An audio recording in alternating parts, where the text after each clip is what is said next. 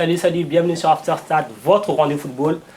Aiguisez les crampons, sortez les lames. Je pense qu'aujourd'hui, ça va beaucoup tacler une émission où il sera d'abord question de revenir sur la trêve internationale du mois d'octobre dernier. On a vu notamment le Sénégal, le Nigeria et l'Algérie faire jeu égal, si ce n'est plus, face aux sélections sud-américaines, notamment le Brésil et la Colombie. Le Sénégal et le Nigeria ont fait match nul contre la Seleção. L'Algérie a surclassé le Cameroun, non, la Colombie plutôt. On va essayer de voir, est-ce que ces matchs sont prometteurs et augurent de bonnes choses pour la suite. Ensuite, direction le Cameroun. Le Cameroun, où la section des moins de 17 ans s'apprête à disputer la Coupe du Monde de la catégorie. Sauf qu'un décret interdit à 6 joueurs binationaux de disputer la compétition. Alors, on se pose la question, est-ce du protectionnisme ou alors est-ce de la discrimination? Est-ce une bonne chose pour les compétitions jeunes en Afrique? C'est la question qu'on s'est posée, à laquelle on va essayer de répondre pendant cette émission. Pour m'accompagner aujourd'hui, un plateau de choix. Notre invité, Jean-Paul Esso de Cabol. Bonjour Jean-Paul. Jean-Pierre, j'ai dit, ou Jean-Paul? Tu as dit Jean-Paul. La honte, Jean-Pierre, désolé. Ça va, Jean-Pierre? Oui, je te pardonne, c'est ma première dans cette émission. C'était le visitage. C'était le visitage. Donc voilà, il fallait me chambrer un petit peu. Mais voilà, bonjour et bonsoir. Et merci pour l'invitation. À côté de Jean-Pierre, Amédi Thomas Chekal. Bonsoir Amédi. Salut, bonsoir. Ça va? Ça va, toujours. Tu étais à Lille, hein, ou pas? J'ai pas pu, mais ma famille y était. J'ai pas donc, pu. Le cœur y était. Le cœur y est toujours. Hein. En face, Richard Na d'AfricaFoot.fr. Bonjour Richard. Mansour. Il commence. Bonjour. Ça me fait plaisir d'avoir un compatriote sur le plateau parce que au moins on ne dira pas qu'on va faire. Parce que quand deux Camerounais sont quelque part, le feu y est. Avec un Algérien, en plus c'est un Congolais. Bon, je ne sais pas. Franchement. Très bonne introduction. À côté, il y a Elton Mokolo. Bonjour Elton. Bonjour. Ravi de t'avoir à nouveau avec nous, c'est toujours un plaisir. Toujours de même, ravi de revenir. Je crois que ça fait la 4e saison à Stade Afrique, donc ça commence à faire beaucoup. Tu es un ancien. Bah oui, les murs et tout. On y est dans les murs.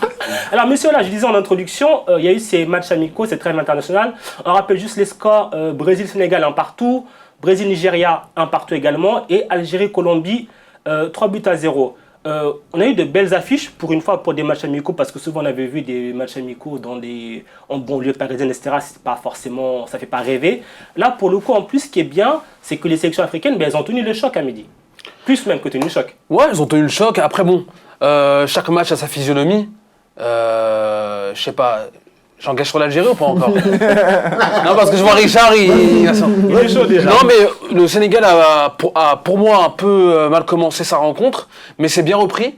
Et c'est vrai que ça fait plaisir parce que bon, tout le monde s'attend à voir un peu ces équipes africaines prendre l'eau face aux équipes sud-américaines ou européennes. Et on a bien vu aussi que le Nigeria fait un nul face à l'Ukraine, qui est une très bonne sélection cette année. Ouais. Et leader de sa poule devant le Portugal. Exactement. Et il me semble que les U20 l'Ukraine sont champions du monde. On a une génération qui arrive et un très bon entraîneur, Shevchenko. Et du coup, non, c'est des résultats qui sont encourageants, pour moi. Ouais, alors, en plus, souvent, on dit que les matchs amicaux, entre guillemets, ils sont sans enjeu ou que c'est difficile de connaître leur valeur. Mais, Jean-Pierre, franchement, quand on joue le Brésil ou la Colombie, on ne met pas des équipes bis. On ne met pas des équipes bis, mais moi, je veux juste voir du côté brésilien et colombien. La Colombie m'avait l'air d'être une équipe complète. Ouais. Le Brésil aussi, mais en même temps, est-ce que le Brésil, c'était un match amical? Il ne faut pas oublier que c'était à Singapour, l'autre bout de la terre. Les joueurs ont voyagé dimanche ou lundi. Est-ce que ces matchs sont vraiment représentatifs de ce que est la valeur vraie de ces deux équipes, Brésil, Nigeria, enfin les trois, et Sénégal? Moi, je ne suis pas sûr. C'est un match amical. J'aimerais revoir un Brésil-Sénégal dans une vraie compétition ou un Brésil-Nigeria. Bon, on a déjà vu des Brésil-Nigeria souvent, mais j'aimerais voir dans une vraie compétition, un vrai enjeu. Parce que là, c'était à Singapour. Pour moi, c'était bon, le Brésil, Global Tour. C'était pour les paillettes, c'était pour l'argent aussi. Donc pour moi, c'est vrai, ils ont fait 1-1, les Sénégalais ont fait la fête sur les réseaux sociaux. Ils se sont fait ramasser par les Camerounais qui leur ont dit vous faites 1-1, vous faites la fête parce que vous faites 1-1 contre le Brésil. Vous voulez qu'on vous parle de nos matchs à nous? Bon, ça c'est autre chose. Sauf 2014 alors. Non, mais il y a comme des matchs références Cameroun-Brésil. Il y en a eu, je ne vais pas bon. Saint-Denis 2003. Vous pouvez aller chercher sur les réseaux, mais oui, voilà, pour moi, ils ne sont pas représentatifs. Algérie, Colombie, par contre, je pense c'était une meilleure affiche parce que c'était, bon, en France, ils n'ont pas voyagé, c'était des vraies équipes, toutes les deux. L'Algérie était quand même attendue, elle venait de jouer deux ou trois jours avant chez elle contre la RDC, elle a gagné. Match nul, c'est vrai. Parce que j'ai regardé jusqu'à avant l'égalisation de Bakambu. Voilà. Donc, l'Algérie était attendue, c'est vrai, dans son pays, elle était attendue parce qu'elle était championne d'Afrique, mais en France, elle a quand même, elle suit pas une grande communauté, c'était important. Et ils ont montré que voilà, la Coupe d'Afrique n'était pas usurpée. Et j'ai bien aimé ce match en tout cas. Mais après, Jean-Pierre dit que oui, il aurait fallu peut-être voir en mode compétition. Mais si le Brésil avait mis 3-0 au Sénégal et 3-0 au Nigeria, est-ce qu'on n'aurait pas eu une toute autre lecture? Non, moi je suis un peu du même avis que Jean-Pierre, parce que il faut dire que les matchs amicaux, ce sont les matchs amicaux. Et les équipes sont en rodage, ils sont toujours, par exemple, je prends les matchs Brésil-Sénégal, Brésil-Nigeria. C'est des matchs où les entraîneurs sont en perpétuel réglage. Ils veulent voir un peu comment est leur équipe, l'entraîneur de la sélection, la CSAO, pour lui, c'est le résultat 1-1, c'est pas si tuant que ça, parce que lui, il a des joueurs qui veulent voir, il a des joueurs qui veulent tester. Et pareil pour les sélections africaines. Mais moi, je trouve qu'une sélection africaine qui fait match nul avec une sélection A, comme le Sénégal, qui a des bons joueurs, la plupart des joueurs sénégalais, ce sont des joueurs capés. Aujourd'hui, ils ne doivent pas se contenter d'un match nul contre le Brésil. Le Sénégal, aujourd'hui, a les moyens de sa politique. Attendez, mais on dit que le Sénégal ne doit pas se contenter d'un nul contre le Brésil. À la dernière Coupe du Monde, le Sénégal ne sort pas des poules quand même. Mais oui, mais justement, la même Colombie qui a gagné le Sénégal en 2018, s'est fait battre par le champion d'Afrique. Qui a battu le Sénégal. Et qui a battu le Sénégal. Donc c'est pour dire qu'aujourd'hui, on ne doit plus se satisfaire de certains résultats. Les équipes africaines ne doivent pas se dire, franchement, je prends un exemple. Ils ne perdent pas non plus. Non, ils ne perdent pas. Non. Ça peut être une base de travail. C'est exactement ça. On est habitué à ce que nos équipes prennent l'eau, Richard. C'est ce que je disais souvent ici. Je dis souvent, quand on a les moyens de battre une équipe, on fait le travail. Mais est-ce qu'ils pouvaient les battre? Est-ce qu'ils pouvaient les battre? Non, mais je te dis, le Sénégal, avec tous les joueurs qu'ils ont, ne doivent pas être contents d'avoir fait match nul. Parce que pour moi, faire un match nul avec le Brésil, avec les Kalidou Koulibaly, avec les Ghana Gueye, avec Mané, franchement, tous ces joueurs-là, Firmino joue dans la même équipe que Sadio Mané. Neymar joue dans la même équipe. Mais qu'est-ce que cette équipe sénégalaise a envié au Brésil au point d'être content d'avoir fait match nul? Elton, je te vois acquiescer aussi. Écoute, je te prends un exemple simple. J'ai vu à Versailles une équipe comorienne qui avait comment je disais, un bon plan de jeu et qui a battu à plat couture l'équipe de Guinée avec les Kamano qui passent le temps à marcher. Ils sont après. Alors là, ça reste.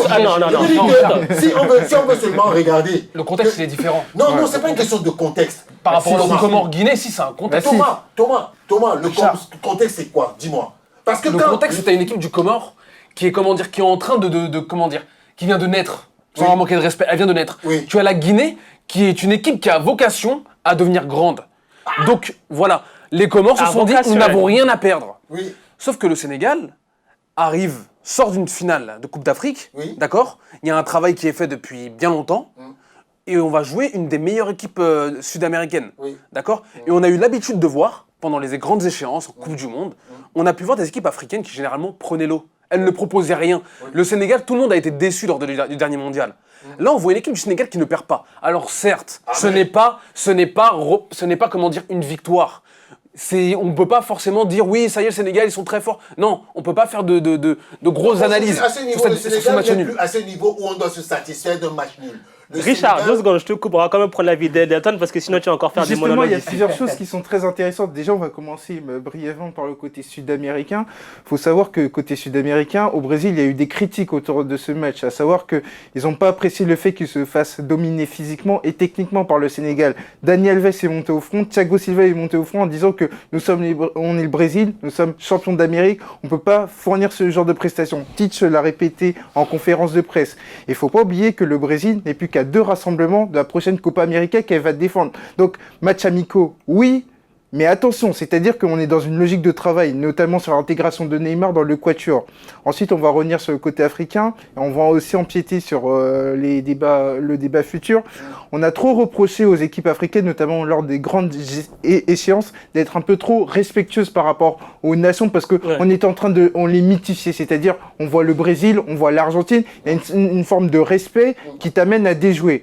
Là, par rapport à ça, quand tu vois la prestation du Sénégal et que tu vois la prestation de l'Algérie, on peut dire que ça va dans le bon sens. Et maintenant, ça demande confirmation parce que, encore une fois, on en parlera aussi tout à l'heure, c'est ce que je reproche aux fédérations, c'est-à-dire qu'on est un peu trop dans l'aspect continent, c'est-à-dire qu'on privilégie les matchs entre nous, alors qu'on doit s'étalonner face aux grandes nations pour démythifier ces équipes-là sur les grandes échéances. Et surtout changer aussi, excuse-moi Richard, changer de style de jeu. Parce que, certes, le jeu inter-africain est totalement différent. Exactement. Et on a besoin de s'imprégner un peu du jeu européen et sud-américain afin de se retrouver prêt lors de ces grosses échéances. Parce qu'en plus, c'est vrai que ça faisait un petit moment qu'on n'avait pas vu de rencontre de ce genre-là avec... Non, mais écoutez, il faut aussi se dire une chose. L'équipe du Brésil, c'est elle qui choisit avec qui il joue. Mais justement, que le Brésil aille vouloir jouer contre le Sénégal et le Nigeria, c'est une bonne chose. Non, je ne dis pas non. Mais le problème, c'est quoi? C'est que Elton dit il faudrait que les équipes africaines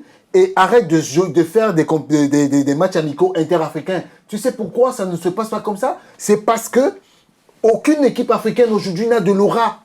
La preuve, c'est le travail des fédérations, ça. Non, mais mais justement, attends, le travail des fédérations. Le travail des fédérations. Le Brésil a voulu jouer avec l'Algérie. Le Brésil a voulu jouer. L'Algérie, mais c'est ce dont je parle. En 2018, le Brésil a voulu jouer avec le Cameroun, en Angleterre. Et quand le Brésil vient jouer, je te rappelle une chose. Pour jouer avec le Brésil, si toi tu es demandeur, tu dois minimum dépenser $1 million. Dis-moi quelle est la fédération africaine aujourd'hui qui peut se permettre ce luxe de venir dépenser $1 million juste pour jouer avec le Brésil. Et la fédération brésilienne a bien compris qu'aujourd'hui, il faut qu'elle se rapproche des nations africaines pour essayer de les aider. Parce que quand, par exemple, le Brésil joue contre le Sénégal, c'est le Brésil qui prend en charge. C'est ce qu'on ne dit pas. C'est le Brésil qui prend tout en charge et pareil avec le Nigeria. C'est pour dire qu'aujourd'hui, les nations africaines ne peuvent pas se permettre. Les nations... Quand on ramène des Paul Le Guen, quand on ramène des Paul Put, qu'on paye des salaires mirobolants pour des résultats qu'on ne voit même pas dans le long terme, on est bien capable de verser de l'argent pour un match contre le Brésil. Écoute, et même sans aller jusqu'au Brésil. Je suis d'accord avec toi, mais le problème c'est quoi? Ceux qui sont à la tête des fédérations, qu'est-ce qu'ils pensent? Ils pensent business. Ils s'en foutent de savoir que tu vas ramener, ils vont payer. Parce que quand tu leur factures, ça va marquer $1 million pour le Brésil. L'État va leur demander, mais monsieur, vous avez claqué $1 million qu'on pourrait réinvestir dans la formation. Et les mecs, qu'est-ce qu'ils préfèrent faire? Ils préfèrent mettre ces $1 million dans leur poche et se les partager. C'est comme ça que ça fonctionne. Il va finir avec un procès en diffamation. Monsieur, on va continuer, on va se pencher sur l'affiche qui a beaucoup fait parler, qui a aussi beaucoup surpris, c'est ce 3-0 de l'Algérie à Lille face à la Colombie. Franchement, qui l'a vu venir le 3-0? Personne, Jean-Pierre. Même Thomas l'a pas vu. Ça me fait plaisir, moi. À chaque fois que je viens de voir Mansour, je me retrouve avec des gros scores de l'Algérie. Donc, du coup, je sais même plus quoi dire. Non, mais après, personnellement, voilà, pour revenir sur cette rencontre, moi, je voulais vraiment voir ce que l'Algérie allait proposer suite à ce match nul qui n'a pas vraiment de valeur, vu que c'était l'équipe algérienne face au Congo. Mais je voulais vraiment voir l'équipe type algérienne affronter une grosse nation. Et ce qui m'a vraiment fait plaisir, c'est que cette équipe algérienne a vraiment eu à cœur de satisfaire son public, mais surtout de ramener un gros résultat. Et on a vu une vraie détermination qui était semblable à celle de la CAN. Lorsque j'ai vu les joueurs... Aussi, oui. Et lorsqu'on voit les joueurs algériens, on les a vus tellement appliqués sur les tâches défensives, autres, on avait l'impression que c'était un match de Coupe du Monde. Et très honnêtement, ça m'a vraiment fait plaisir parce que il y avait quand même des petites choses que j'avais remarquées. J'étais pas pleinement satisfait pendant cette CAN, même si l'Algérie a été sacrée. Je me disais, l'Algérie avait un souci principal, c'est qu'elle avait du mal à tenir un résultat. Ouais. Parce qu'une fois qu'elle marquait, elle avait du mal à contenir ce résultat car elle voulait immédiatement défendre, à l'image du match contre le Sénégal. La Côte d'Ivoire. Et exactement. Et on a vu une équipe algérienne qui a marqué le premier but. Et qui a voulu en marquer d'autres. Et quand ils ont marqué, moi j'ai même pensé que c'était un fait du hasard. Parce qu'ils ont marqué à la première minute, je me suis dit, les mecs, ils vont pas tenir. Effectivement. Ils vont pas tenir parce qu'ils vont nous refaire le coup de la finale. Après, ils vont faire les phases défensives. Mais non, ces mecs, voilà pourquoi on dit il faut avoir des équipes africaines qui viennent avec leur propre style de jeu et marquer parce que oui, mais l'Algérie, en même temps, Richard, l'Algérie était attendue. L'Algérie ne pouvait pas venir en France avec tout le public qui allait venir et tout ça. Champion d'Afrique et tout. Et puis venir jouer genre ouais, on va défendre.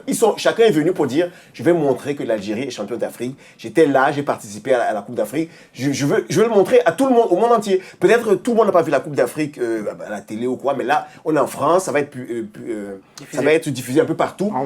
On va se faire voir. Voilà. Et ils l'ont fait. Et un joueur comme Belaïli que tu critiquais tant. Belaïli, qu'est-ce que tu peux dire de Belaïli? C'est un très bon joueur. Ouais, mais aujourd'hui, c'est pas moi qu'il faut le dire, il faut le dire aux recruteurs. Comment ça se fait qu'il se retrouve en Arabie Saoudite? En Arabie Saoudite, malheureusement. Mais ça, faut le dire aux recruteurs. On préfère aller acheter. Ça, c'est le thème du mercato, les gars. Quand vous parlez même d'Arabie Saoudite, moi, l'avant-centre de l'Algérie, Bounedjah, moi, c'est un joueur que pendant la CAN, il m'a pas plu du tout. Il marquait, il se battait, il est physiquement, il est fort et tout et tout. Mais j'ai jamais aimé ce joueur. Je disais, mais pourquoi il y a d'autres gars? Il y a Ounas qui est là, qui pouvait jouer. Slimani, voilà, Slimani en plus. Mais c'est un gars qui, malgré les critiques, malgré tout ce qu'on peut dire sur lui, il se bat, il fait des choses. Son but est exceptionnel. Voilà. Son but, il a un ballon, il peut chercher à temporiser, de donner sur le côté. Et tout ça. Mais il a tiré. Il a s'est dit, bon, moi, j'essaye. Oui. Et c'est ça que j'ai aimé dans ce match d'Algérie. Les gars ont essayé. Quand on voit les buts de Mahrez, mais franchement... Ça respire la confiance. Mais oui, c'est genre... Je fais ce que je veux. Et après, bon, Mahrez, en plus, bon, cette saison à Manchester, il joue plus. Il est en confiance, il se dit, bon, voilà, en plus, je suis champion d'Afrique. Oui. Je fais ce que je veux. Exactement. Si ça rate, ça rate. Et franchement, ça s'est vu. Mais ça, c'est le coaching de Belmadi.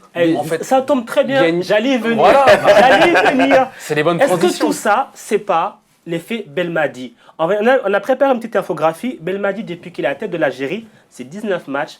14 victoires, 5 nuls, 0 défaite et 1 CAN gagnée. Clairement, il a apporté quelque chose, Elton. C'est ça, c'est un bilan presque parfait. Et ce qui est très intéressant avec Belmadi, c'est qu'il y a les paroles, mais il y a surtout les actes. Et moi, c'était très intéressant ce qui a été dit juste avant le match à la Colombie. Belmadi a parlé de l'importance de se situer sur l'échiquier. Il a dit sur l'échiquier africain. Logiquement, on est au-dessus. Ouais. Et maintenant, ce qui nous intéresse, c'est de voir où on est sur l'échiquier mondial. Et à ce titre, le match face à la Colombie revêtait une importance certaine. Et là, on a vu ces joueurs, ils ont été au diapason de ce discours et qu'ils ont tout fait pour être en adéquation avec ce que disait Belmadi. Et ça, c'est ce qui est très intéressant, c'est-à-dire que le coach impulse une dynamique et les joueurs le prolongent. Et donc ça, c'est bien sur une certaine continuité, c'est-à-dire qu'on ne s'est pas reposé sur nos lauriers par rapport à la victoire en Égypte, mais que dans la perspective de la CAN 2021 et à plus long terme sur la Coupe du Monde 2022, on veut en être. Mais justement, Belmadi, c'est la claque de tous les présidents, que l'Algérie est en train de donner à tous les présidents des fédérations. Vous vous rendez compte de l'opposition qu'a eu Didier Six, Guinée, Comores, mais il reviendra pas. Non, je reviens sur ce match. Je reviens sur ce match parce que en Guinée, tout le monde est unanime qu'il faut absolument qu'il y ait un Européen à la tête de cette nation. Lapé Bangoua, il vient de qualifier l'équipe pour le CHAN. Est-ce que vous pensez que ce monsieur, moi je ne suis pas son agent, je le connais ni, parce qu'on va peut-être dire que... Mais oui, mais je dis, il faut faire confiance aux nationaux. Mais Richard, Lapé Bangoua, déjà la Guinée quand même. Mais oui, mais attends Mansour. Et quand tu regardes par exemple, moi je reviens sur l'opposition qu'a eu Didier Six. Ouais. Didier Six a une équipe qui est moribonde. On a vu le seul joueur qui émergeait un peu dans cette équipe, c'est Simon Fallet. Et c'est un défenseur.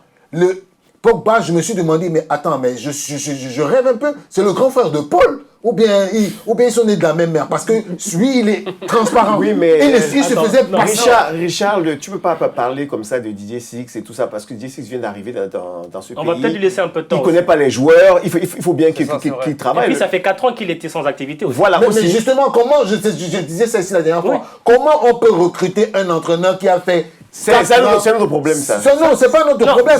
C'est notre émission, c'est notre terme. Voilà. Revenons juste sur Belmadi. Je vais essayer de rebondir sur ce que tu dis, Richard. En fait, Belmadi, c'est quoi? C'est une main de fer dans un gant de velours. Et en fait, le truc, c'est que cette équipe, ce que j'apprécie beaucoup aussi, c'est que tout se fait en off. C'est-à-dire qu'il y a une petite bulle, Belmadi et ses hommes. Et il essaie de les protéger, mais en interne, il essaie vraiment de se montrer dur lorsqu'il faut se montrer dur. À l'image de Mahrez qui avait été exactement sur un entraînement. Exactement. Même par rapport à l'affaire Belkebla à l'époque. C'est ça. Bah oui. Il a essayé de le protéger vis-à-vis de la fédération, mais la fédération ne voulait pas de lui. Et suite à l'affaire sur Fortnite, etc. Enfin bref. Ouais. Et du coup, Belmadi protège son groupe, il les met en confiance un maximum. Après, ce qui est aussi vraiment remarquable, c'est que les remplaçants sont même fiers d'être remplaçants.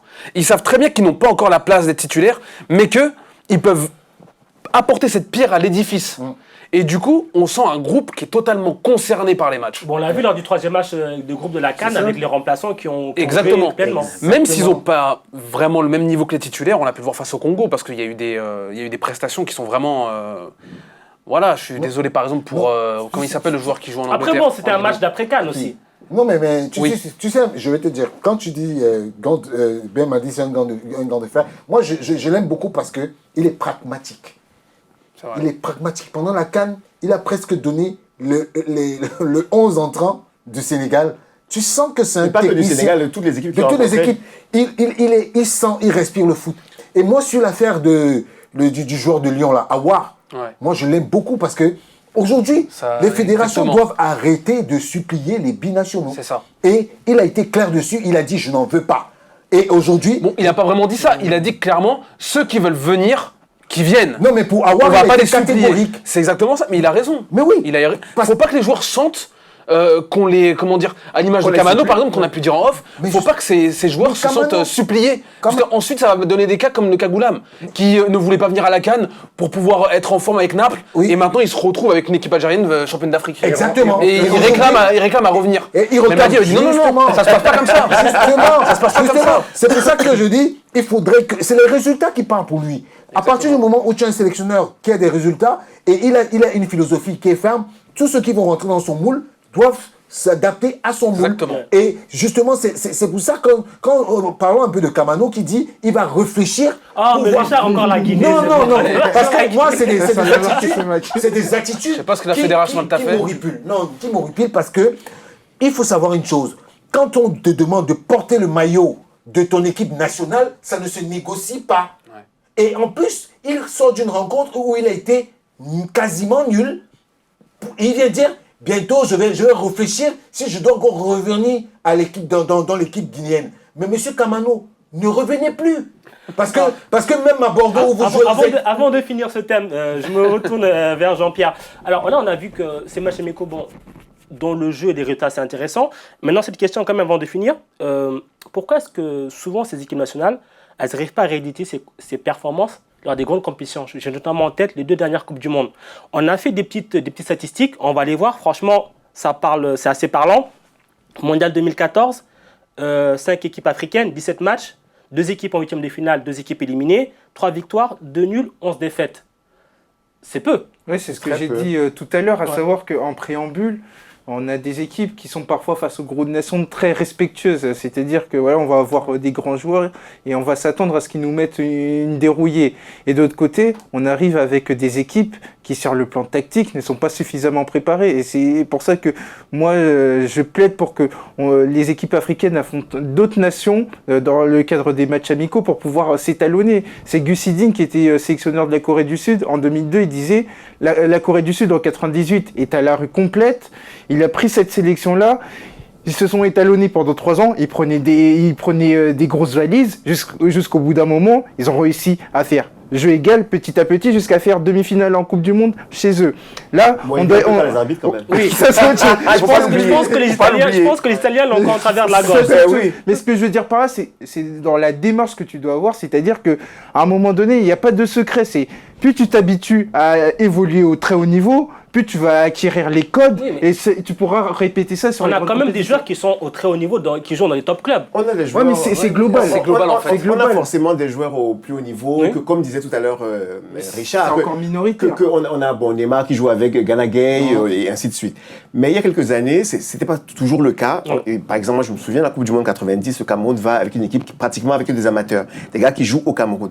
Mais par contre, eux, ils arrivent en quart de finale pour la première fois pour une équipe africaine.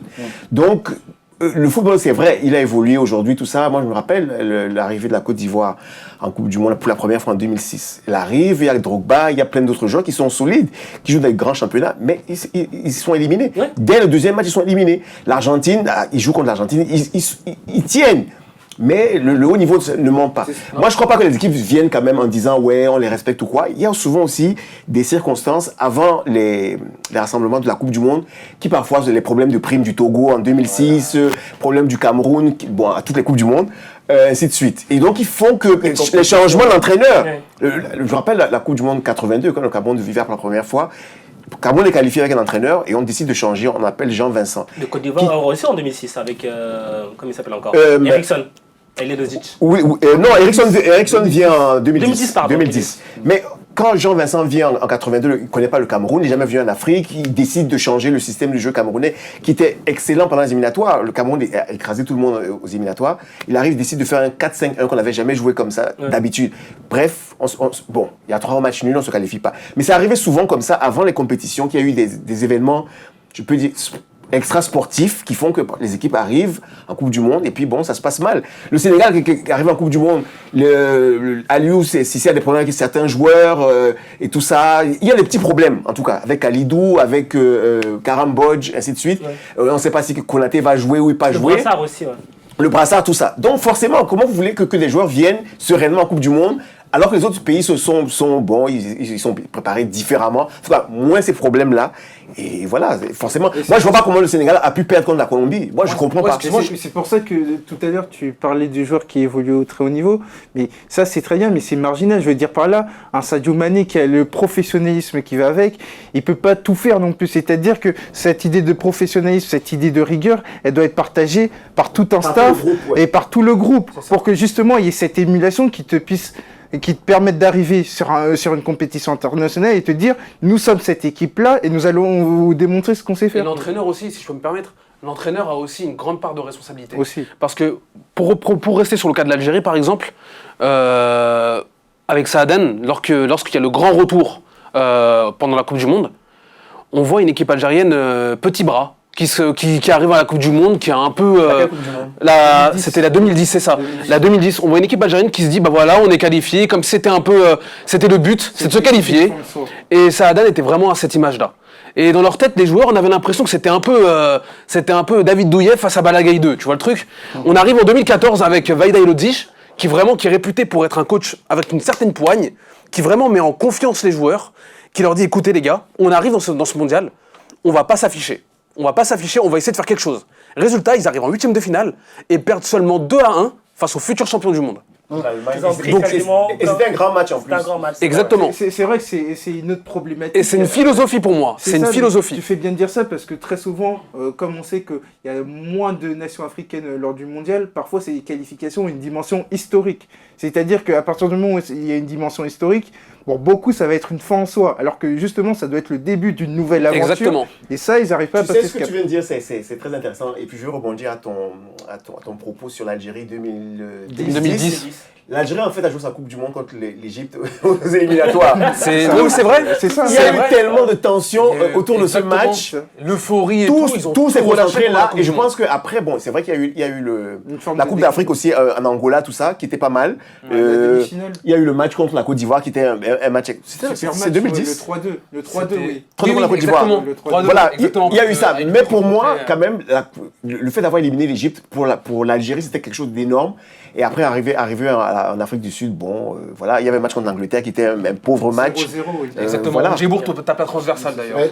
Moi, je vous ai écouté. Richard, après la pause, on revient dessus. On se retrouve dans quelques instants, à tout de suite. Sorti l'arme, Richard.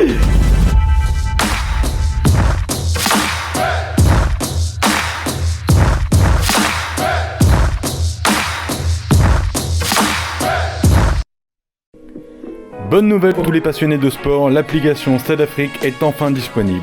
Où vous voulez, quand vous voulez, l'application Stade Afrique vous permet de suivre tous vos programmes en direct ou en replay. Sans oublier le meilleur des actualités sport Afrique à travers notre fil d'infos, ainsi que toutes les diffusions de vos programmes préférés sur notre grille de programmes. Stade Afrique, c'est aussi la possibilité de contacter directement vos animateurs favoris. Tous les jours, à toute heure, regardez Stade Afrique en live gratuitement, accédez au replay complet de nos meilleurs programmes, toute l'info sport Afrique gratuite dans l'application Stade Afrique. Stade Afrique, l'application toujours plus proche de ses téléspectateurs. La nouvelle application Stade Afrique, c'est simple, c'est gratuit, alors n'attendez plus, téléchargez-la dès maintenant sur l'Apple Store et Google Play. Stade Afrique, on aime le sport, on aime l'Afrique.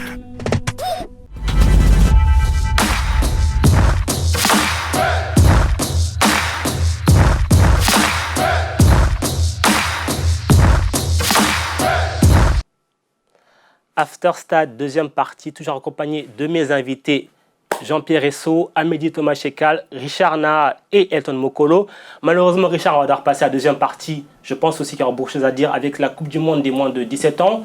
Le Cameroun, champion d'Afrique de la catégorie qui est qualifié pour cette Coupe du Monde qui se déroule au Brésil. L'équipe est arrivée au Brésil. Les matchs amicaux de préparation se passaient plutôt bien. Et tout d'un coup, on apprend qu'il y a un décret qui date de 2014 qui va malheureusement priver 6 joueurs de la compétition, 6 joueurs binationaux.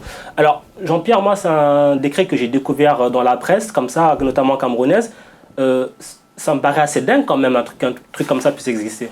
Je pense que le décret, la plupart des journalistes ou le grand public a découvert ce décret à ce moment-là. Ouais. Mais quand on le lit un peu posément, on comprend l'idée. L'idée n'est pas mauvaise en fait. L'idée c'était de protéger en fait les joueurs locaux pour pouvoir avoir des joueurs qui jouent au Cameroun, des moins de 15 et moins de 17. Ouais. On a dit dans le décret en gros qu'on ne veut pas de joueurs on veut des joueurs en U15, U17 qui ont participé à des compétitions d'Africa Foot. Exactement. Et qui ont des licences de l'Africa Foot. C'est ça, exact. Le décret dit exactement pour les minimes et les cadets, seuls les joueurs enregistrés dans les compétitions organisées par la FECA Foot peuvent être sélectionnés. Voilà. Et après, en U20, U23 et tout ça, c'est différent. Donc, comme ça, on se dit, oui, c'est bien de protéger donc les joueurs du Cameroun parce qu'on pourrait effectivement faire des équipes entières de moins de 15 ans, moins de 17 ans, parce qu'on connaît ici en région parisienne ou ailleurs, il y a plein de joueurs qui pourraient venir. Mais alors, que feraient ceux qui sont restés en Afrique, enfin, principalement au Cameroun? Ils feraient quoi? Ils joueraient jamais, donc ils seraient déjà bloqués dès là.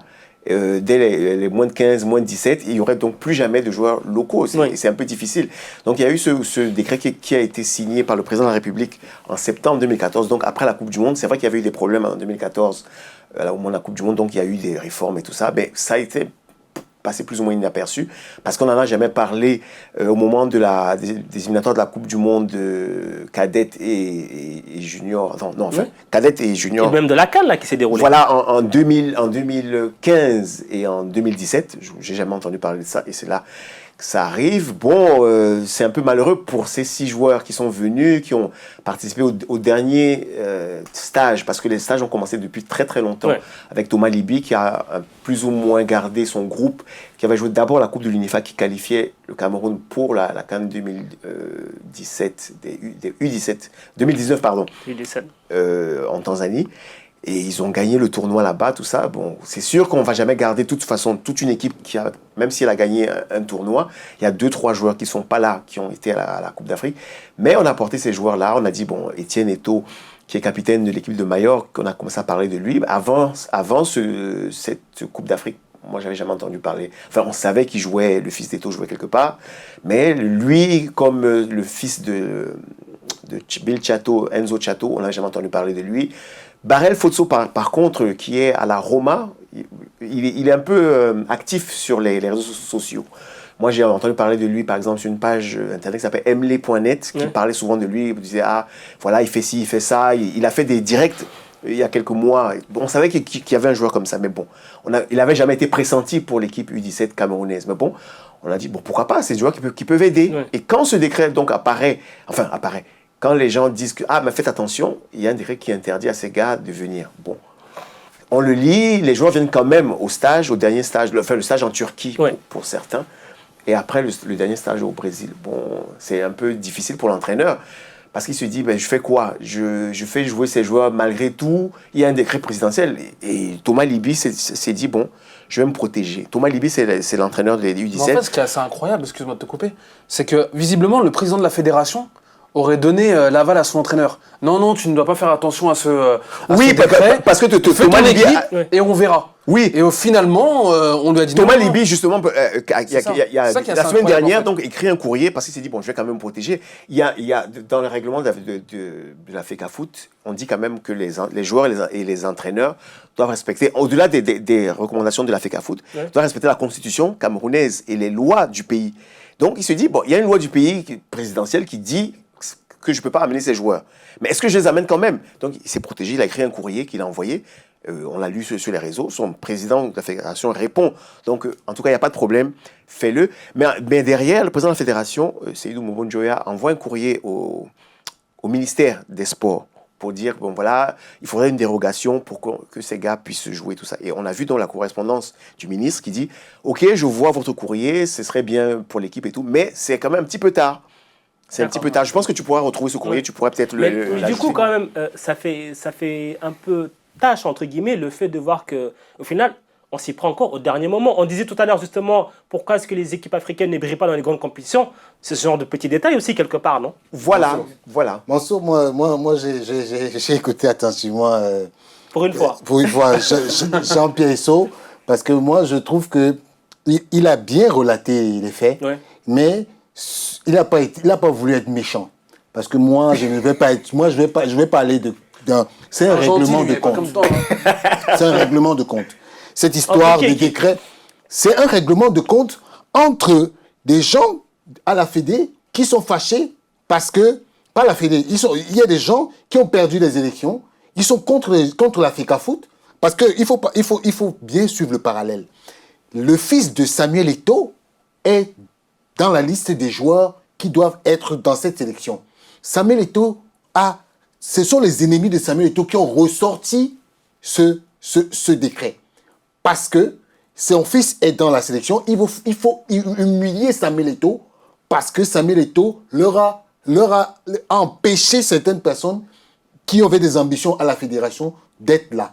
Et donc forcément, on a dit, ok, cette fois-ci, comme ton fils joue, on va régler ton compte. Ce tapage médiatique, c'est juste parce que le fils de Samuel Eto'o est dans la sélection. C'est un règlement de compte. Il n'y a pas que Etienne. Non, mais justement, mais on a. C'est-à-dire que les autres, c'est des dommages collatéraux. Oui, les autres, c'est des dommages collatéraux. Le fils, c'est des dommages collatéraux. Et il faut savoir une chose. Aujourd'hui, le président de la Fédé a dit aux sélectionneurs de sélectionner ces petits. Mais il faut savoir que la fédération elle-même, dès la victoire du sélectionneur, voulait le virer. Jusqu'aujourd'hui, le sélectionneur qui est là est le sélectionneur adjoint. Il n'est pas sélectionneur titulaire. Regardez bien sur le communiqué les courriers qu'il envoie, il écrit Thomas Libi, entraîneur adjoint. Pourquoi un entraîneur qui est adjoint? Il est parti où le titulaire? Le titulaire, il a démissionné et il est resté. Et sachez que aujourd'hui, la réponse du ministre, elle est politique. Vous ne comprenez pas. La réponse du ministre, c'est le ministre a été humilié à la CAN 2018, à la CAN 2019, parce que la fédération, les joueurs ont dit, on ne veut voir personne. Le ministre lui-même n'avait pas accès aux gens de la fédération, aux joueurs. Et il a eu mal, parce que lui, en tant que représentant de l'État, a eu... je te laisse finir. Parce que ça, c'est une succession, c'est une succession de frustrations. Dites-vous bien, le ministre et le président de la fédération et la fédération, avant la CAN, étaient « je t'aime, moi non plus ». Et aujourd'hui... Non, c'est-à-dire qu'il y a des règlements de compte et on fait payer ça au U17. Mais justement, c'est une succession de frustrations. D'une part, ceux qui voulaient avoir la fédération, Samuel Eto'o a dit, moi, je veux supporter M. Seydou Mbonjoya parce que lui... C'est avec lui que j'ai le plus de feeling. Ok, mais maintenant, ceux à qui Samuel Eto'o a tourné le dos, on dit, ok, nous on t'attend. Parce que, imaginez-vous, comment vous pouvez imaginer qu'un sélectionneur écrive la lettre au ministre à la fédération 2 ou 3 jours avant qu'il doit donner la liste? C'est parce que lui-même, le sélectionneur, il n'est pas d'accord avec la fédération. Il a fait une interview où il a dit... Il y a des enfants, il y a des gens qui tournent autour de ces enfants en leur disant des mensonges c'est parce qu'on est dans un... ça, c'est une succession de règlements de compte. La fédération voulait régler le compte du sélectionneur. Le sélectionneur dit, je vais vous renvoyer ça à la face. Le ministre avait ses problèmes avec la fédération suite à la CAN. Et quand maintenant la fédération revient vers lui, il lui dit, maintenant, c'est maintenant que vous me connaissez. Ok, moi, je vais vous la faire tranquille.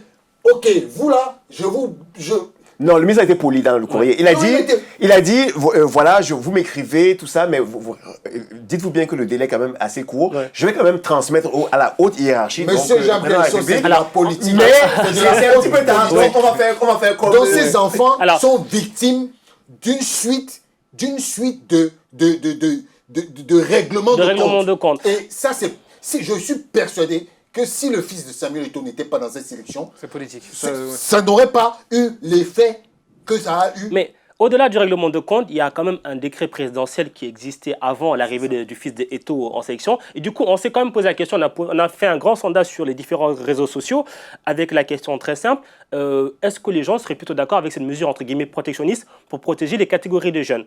Le résultat, 80% sont contre quand même et 20% sont favorables à des mesures protectionnistes. Justement, je te redis. Et en plus, vous ne voyez pas, c'est pernicieux. On est le football camerounais. Comment vous pouvez vous rendre compte que non, là, Richard, là, on est plus que le Cameroun, on parle de façon générale. Le Sénégal a un joueur dans sa sélection. Le Sénégal est qualifié pour la Coupe du Monde U17. Oui. Ils ont un joueur qui joue à Reims. Oui. Et c'est vrai, on va vous dire non, le Sénégal, c'est pas le Cameroun. Mais beaucoup de gens... Ils n'ont pas ce décret chez eux. Oui, ils n'ont pas ce décret. Mais je dis, beaucoup de gens ont utilisé ce décret pour pour régler des comptes. Et dans ce cas précis, je pose la question à Elton, mais est-ce que justement on ne doit pas à un moment donné protéger les catégories de jeunes plutôt que de les bourrer de binationaux? Non, mais justement, là le problème, c'est qu'on arrive dans un mélange des genres, un mauvais mélange des genres, c'est-à-dire, je vais parler sous leur contrôle puisqu'ils sont bien plus informés sur cette situation. On sait qu'au Cameroun, il y a la double nationalité, ça n'existe pas depuis le décret de 68. D'ailleurs, il y a eu un dialogue... Il est bien informé, lui. Mais il travaille. D'ailleurs, il y a eu un dialogue national qui s'est déroulé il y a quelques temps. Où la diaspora voulait réintroduire cette notion de double nationalité. Donc déjà, on est sur un terme de nationalité pure, qui est en contradiction avec la FIFA, qui, elle, s'intéresse juste à la nationalité sportive. Et déjà, ça, c'est un problème. C'est un problème de fond qui accompagne cette idée-là, à savoir que il y a eu un décret présidentiel en 2014, on sait dans quelles conditions ça s'est passé, au sortir d'un mondial qui a été catastrophique, et c'est jamais la meilleure des idées de prendre ce genre d'initiative après un tournoi qui s'est mal passé, parce que très souvent on peut faire des erreurs. Là, il se trouve que là on a un problème. Pourquoi? Parce que on a des enfants, on sait que la nature du sportif de haut niveau, c'est de s'exprimer à l'international, c'est de réussir sa carrière dans les grands clubs. Ouais. Samuel Eto'o, il a fait une grande carrière, donc logiquement il a dû se déplacer hors du Cameroun, donc il a fait des enfants qui ont cette nationalité par extension. Et donc là aujourd'hui on se retrouve dans un cas de figure où il y a un joueur qui évolue en Espagne, qui ne peut pas jouer en sélection nationale, alors que pour moi j'aime à penser que l'Afrique manque de politique fédérale, c'est-à-dire que dès le plus jeune âge, on se doit de capter les meilleurs talents. Mais aujourd'hui, on ne peut pas le faire parce qu'il y a cette notion de nationalité pure, entre guillemets, enfin cette notion de nationalité administrative, pardon, c'est le mot qui t'empêche de faire ça. Ouais, je te comprends. Jusqu'à changer d'âge. Mais justement, après on est en contradiction parce que sur la sélection A, tu vas être dans la démarche inverse. Non, mais même les U20 et U23. Et voilà, donc c'est pour ça qu'il y a... On parle dans le décret de championnat organisé par la fédération. Je tiens à vous dire que le championnat de jeunes au Cameroun n'existe pas. Richard, ça tombe très bien, c'est la prochaine question que j'allais poser. Ça n'existe pas. Non, mais de façon générale, même pas forcément que le Cameroun. On est dans une mesure protectionniste. On nous dit oui, donc il faut protéger les championnats locaux. Mais à l'échelle africaine, quel pays organise des compétitions de jeunes à part la CAN des moins de 17 ans, la CAN des moins de 15 ans, et encore, franchement, moi j'ai regardé... Non, elle n'existe pas encore. Quel pays organise des championnats de jeunes? Je pense que les pays maghrébins, je pense qu'il y a le championnat. L'équipe de Sétif a à un championnat de jeunes. Bon. Enfin, une le équipe championnat de jeunes. algérien. Ouais. Et Sétif, notamment, une équipe de jeunes, et dont ils ont d'ailleurs joué contre le Maroc, ils sont pris à la raclée. Je dis par exemple là, en Europe, on a vu qu'il y a une Youth étaient League en Ligue des Champions. Ouais. Il n'y a pas de Youth League africaine. Mais il y a des projets depuis. Oui, mais est-ce que c'est un peu tard, non? Mais monsieur Esso, il y a toujours des projets. Il y a toujours des projets et des projets. Non, mais ce que je veux On ne dire- va jamais en finir. Je prends un exemple simple. Le Cameroun n'organise pas, à part il y a des sociétés qui organisent des tournois entre eux, des jeunes. Qu'on connaît, il y a des jeunes qui sont sortis, la LNG Clinton sortent de ces championnats-là, mais la fédération camerounaise de Oui, je parle au football, niveau fédéral. Hein. aujourd'hui, ils ont sorti, curieusement, la semaine dernière, ils ont créé une ligue de jeunes.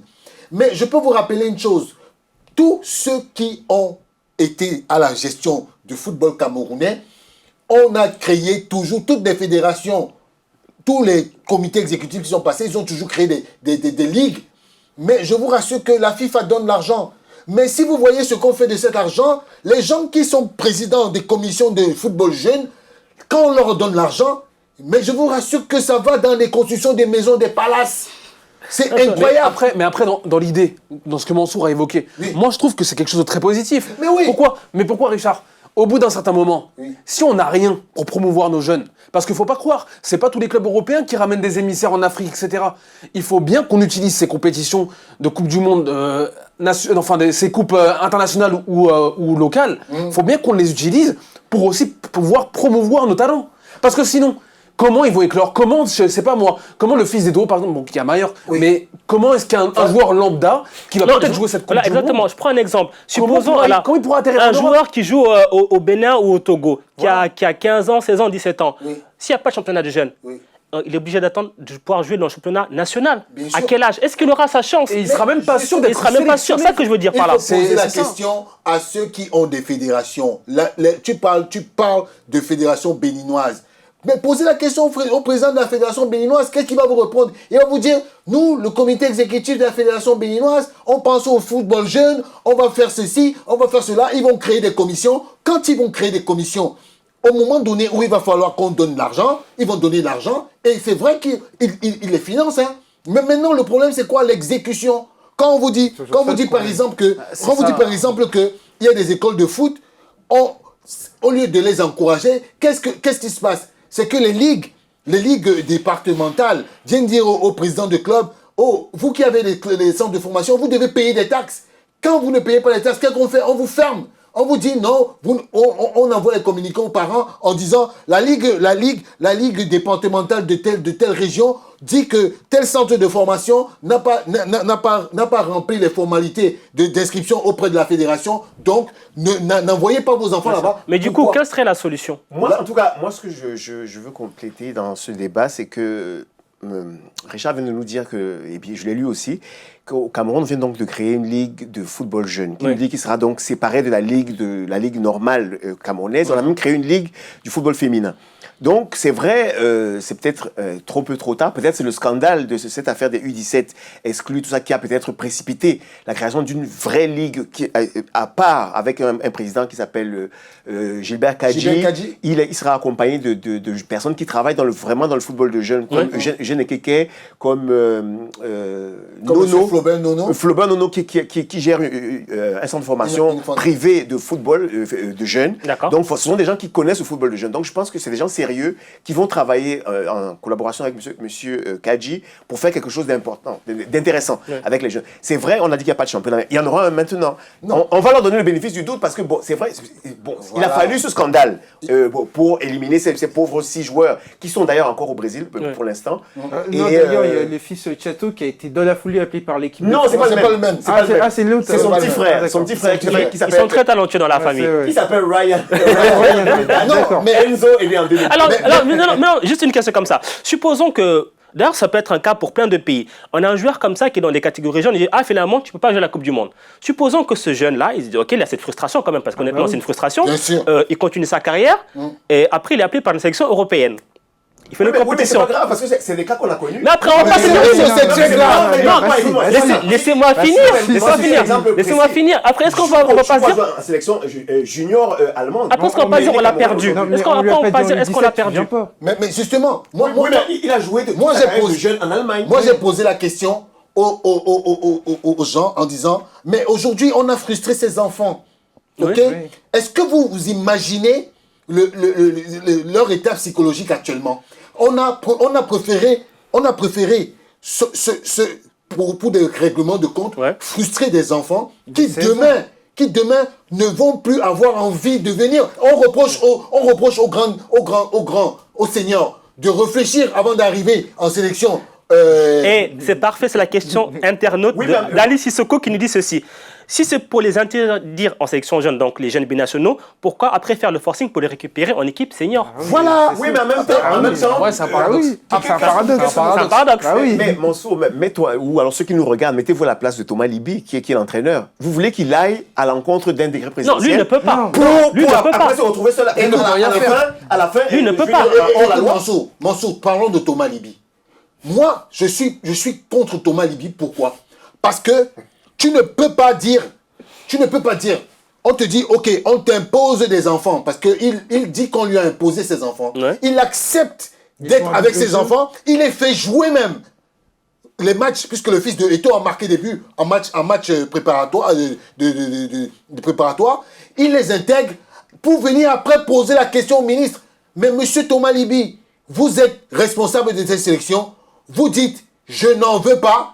Et si on les amène, vous les mettez de côté, vous ne les sélectionnez pas. Oui. Parce que ce que vous avez fait, vous avez passé votre temps à vous les avez vilipendés. Parce qu'aujourd'hui, ils n'auront plus aucun respect pour vous.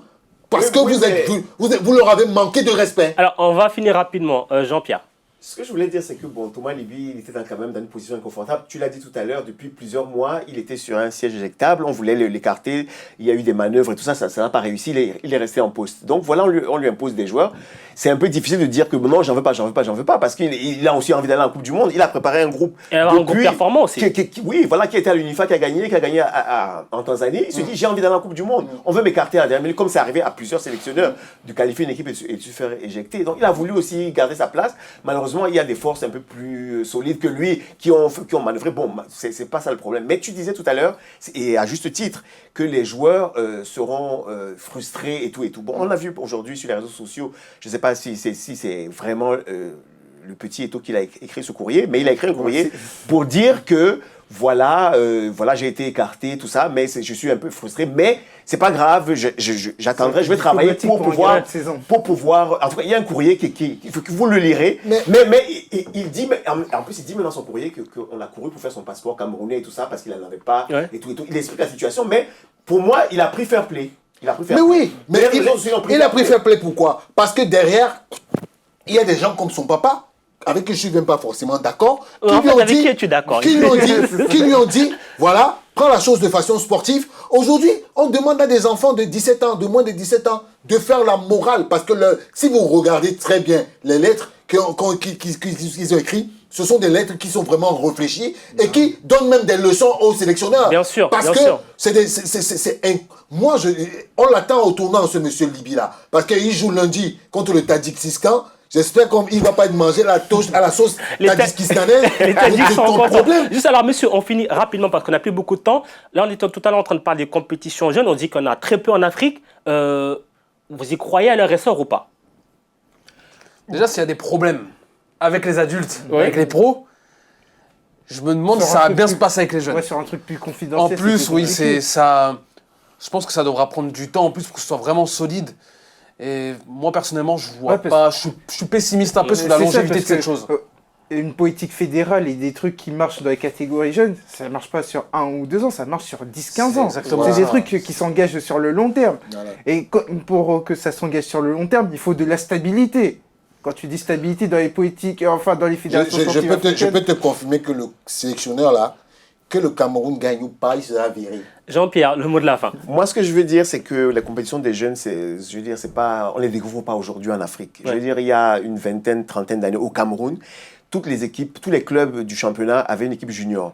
quand il y avait des matchs de championnat genre Canon Tonnerre, il y avait Canon Tonnerre Junior qui se jouait en levée de rideau. C'était comme ça au Cameroun dans les années 80. Moi, au moment où j'ai commencé à suivre le football, c'était comme ça. Après, il y a eu la Coupe du Monde, il y a eu des choses qui sont passées. Finalement, ça a un peu disparu. Mais toutes les équipes, tous les clubs camerounais avaient une équipe junior qui fonctionnait. Après, les joueurs, ils progressaient, ils allaient après dans l'équipe Fagnon. Et ça se passait très bien. Il y a eu des bons résultats dans les années 80 pour le Cameroun, pour l'exemple que je donne.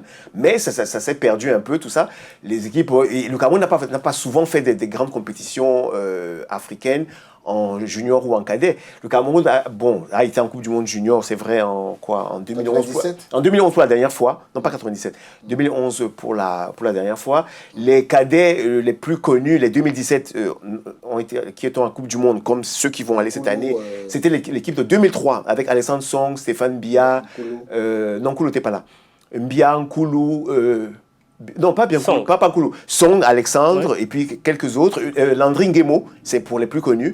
Ils ont quand même fait, ils n'ont pas été au deuxième tour, mais ils ont quand même fait un superbe 5-5 contre le Portugal.